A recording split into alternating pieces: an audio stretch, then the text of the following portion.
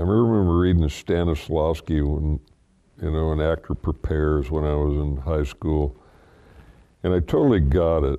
But then when I got around people that ascribed to the method and that whole thing, I thought, really? You know? Yeah. I mean, just say the fucking word. You know?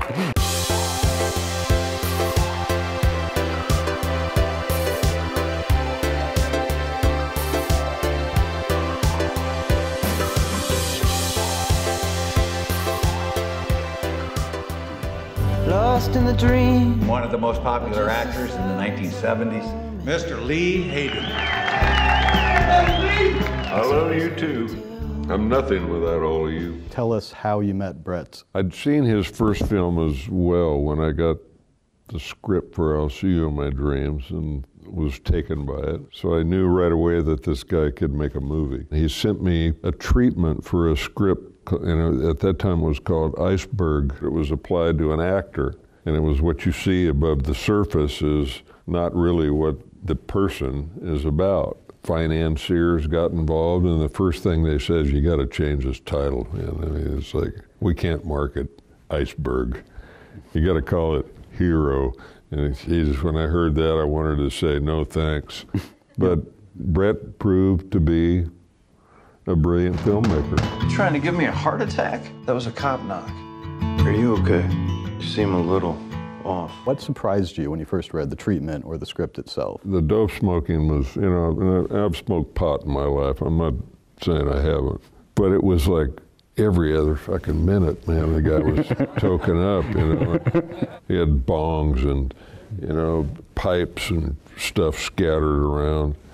And I said, hey man, if I'm gonna smoke dope, all I wanna do is roll up a joint and that's it. Character-wise, it's absolutely the right thing to do. And it was. I mean, playing this washed up cowboy character, smoking out of a bong. You're staring at me. I like trying to figure people out. So what'd you figure out about me? Not a thing. When did you realize that you had an affinity for playing characters in Westerns? My dad worked for the Fish and Wildlife Service for the federal government, and he had this group of guys that he hung around with that were all pretty hardcore men. And when you did Unforgiven, that was sort of a resurgence of the Western for a while. Incredible. Do you feel that the genre will keep doing that, or will it I don't know. run out of...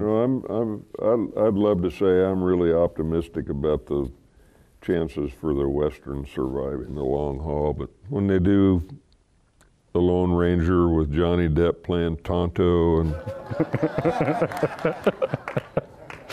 and spend millions and millions of dollars on special effects, there's no room for that stuff in a Western. Westerns aren't about joking or about survival. Man against man, man against nature, you know, maybe a love story. How old are you? How old are you? 71. Why do you want to know how old I am? Because this seems a little odd. If you've got a problem with it, I'll go. Do you feel that that actors starting out today are kind of missing something? Everybody wants to be in the fucking movie business. It wasn't that way when I got into the business. The country is just so fascinated today with, I mean, and I don't even know what the fuck it is. You know, the Kardashians, for Christ's sake. You know, but I don't want to be so cynical to say that it isn't still a wonderful fucking place, because it's what I do, it's what I love, it's what's been good to me and my family.